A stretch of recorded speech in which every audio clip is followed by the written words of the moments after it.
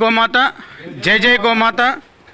ఈరోజు మనం బాలాజీ నగర్లో 10వ లైన్లో ఉన్న శ్రీ గోవర్ధన గోశాల టిటిడి ఆధ్వర్యంలో జరుగుతుందని చెప్తూ ఉంటారు, కానీ ఇక్కడ చూస్తే అలా అనిపించట్లేదు. ఇంతకుముందు ఆ విధంగా ఉండేది. అయితే మన కుమారస్వామి గారి యొక్క సహాయ సహకారాలతో కాస్త గడ్డిదోలిచ్చి ఈ చిప్స్ ఇవన్నీ వేయించి డెవలప్ చేస్తూ వస్తున్నాం.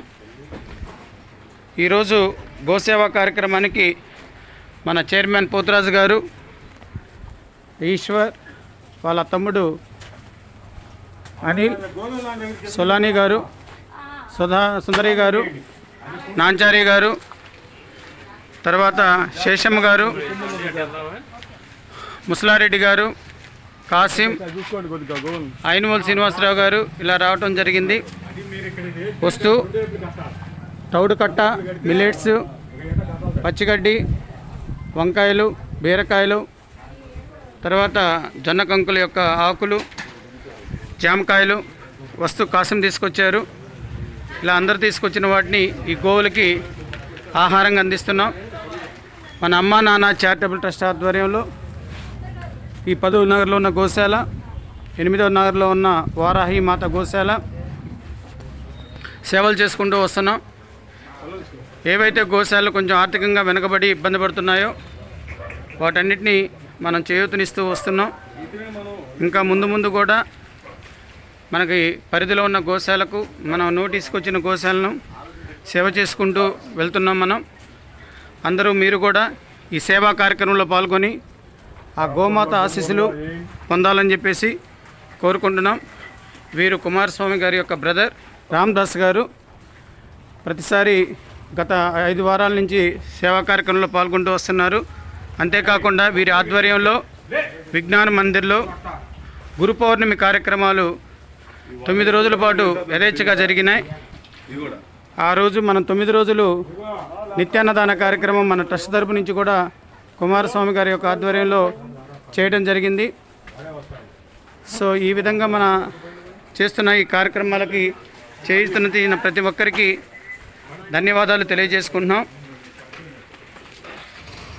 మిత్రులారా, మీరు కూడా ఈ సేవా కార్యక్రమంలో పాల్గొని ఆ గోమాత ఆశీస్సులు పొందవలసినదిగా కోరుచున్నాం.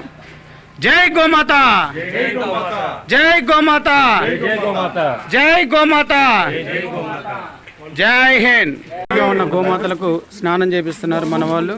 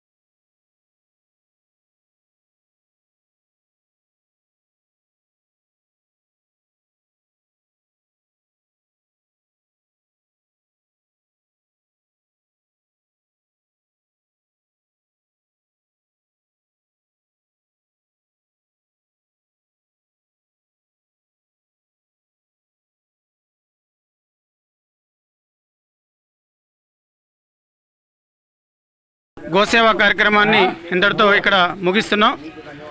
మధ్యాహ్నం అన్న వితరణ కార్యక్రమం గవర్నమెంట్ హాస్పిటల్లో జరుగుతుంది. జై భారత మాతాకి, జై భారత మాతాకి, జై భారత మాతాకి, జై గోమాత, జై గోమాత, జై గోమాత, జై జవాన్, జై జవాన్, జై జవాన్, జై హింద్.